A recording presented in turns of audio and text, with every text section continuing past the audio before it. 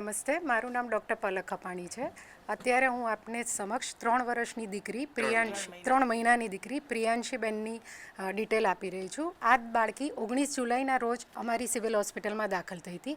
આ પરિવાર 10મી જુલાઈએ મધ્યપ્રદેશથી શિફ્ટ થયું હતું અને આ પરિવાર ગોંડલના પાંચિયાવદર ગામમાં રહે છે.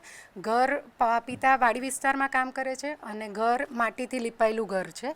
બાળકીને એક દિવસ આંચકી આવી 19મી જુલાઈના રોજ અને ડાયરિયા થયા હતા. આના માટે તેઓ સારવાર લેવા ગોંડલ હોસ્પિટલમાં ગયા અને પરિસ્થિતિ બાળકની ગંભીર હોવાથી તેને સિવિલ હોસ્પિટલ રાજકોટ ખાતે શિફ્ટ કરવામાં આવી.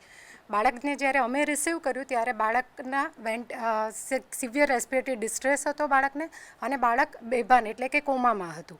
બાળક સિવિયર શોકમાં એટલે કે એનું લોહીનું પરિભ્રમણ સાવ સ્લો થઈ ગયેલું હતું. તાત્કાલિક બાળકને પીઆઈસીયુમાં શિફ્ટ કરી અને વેન્ટિલેટર પર મૂકવામાં આવ્યું હતું. આ બાળકીને રિફ્રેક્ટરી શોક એટલે સામાન્ય રીતે બાળકનું જ્યારે આવું લોહીનું પરિભ્રમણ ઓછું થઈ જાય ત્યારે 1-2 દવા આપવાથી હૃદયની એક્ટિવિટી વધારી શકીએ, પણ આ બાળક 3 કે 4 દિવસ સુધી રિફ્રેક્ટરી શોકમાં જ રહ્યું હતું અને ગ્રેજ્યુઅલી 7 થી 8 દિવસ બાળકને વેન્ટિલેટર પર રાખવામાં આવ્યું હતું. ગ્રેજ્યુઅલી એને ધીમે ધીમે પછી ઓક્સિજનના મોટા મશીન અને સાદા ઓક્સિજન પર લેવામાં આવેલી હતી. આ બાળકીમાં એક ફાયદો એવો હતો કે ચાંદીપુરા વાયરસમાં ઘણી વખત બહુ બધી સિસ્ટમનું ઇન્વોલ્વમેન્ટ થઈ જાય છે, જેમ કે લીવરમાં, કિડનીમાં. સદભાગ્યે આ બાળકીમાં બીજી સિસ્ટમનું ઇન્વોલ્વમેન્ટ ઓછું થયું હતું, પરંતુ આને સિવિયર ચેપ એટલે કે સિવિયર સેપ્સિસ હતું અને જે ભારે દવાઓ અને ઇન્જેક્શનના કોર્સ પછી આપણે કંટ્રોલ કરી શક્યા હતા. આ બાળકીનો ગઈકાલે આપણે MRI પણ કરાવી ચૂક્યા છીએ કે જે નોર્મલ છે.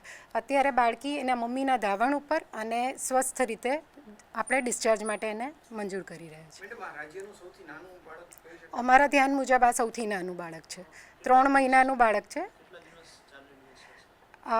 સર એ 19મી અમારા ત્યાં આવી એને 7 થી 8 દિવસનો વેન્ટિલેટરની ટ્રીટમેન્ટ મળી અને ટોટલ આજે 17મો દિવસ છે જ્યારે આપણે એને ડિસ્ચાર્જ આપવા આજે જઈ રહ્યા છીએ. હાલમાં જે રાજકોટના પીડિયાટ્રિક વિભાગના પીઆઈસીયુમાં એક્યુટ એન્કેફેલાઇટિસ સિન્ડ્રોમ જેને આપણે કહીએ એના 2 દર્દીઓ દાખલ છે અને એક પેશન્ટ જે છે એ જૂનાગઢથી રિફર થઈને આવેલું છે અને બીજું પેશન્ટ છે જે આપણા જિલ્લામાંથી રિફર થઈને આવેલું છે અને બંનેની પરિસ્થિતિ એમાંથી એક બાળક જે છે એ પીઆઈસીયુમાં હોવાને કારણે વેન્ટિલેટર ઉપર છે અને બીજું બાળક જે છે એ પ્રમાણમાં સ્ટેબલ છે.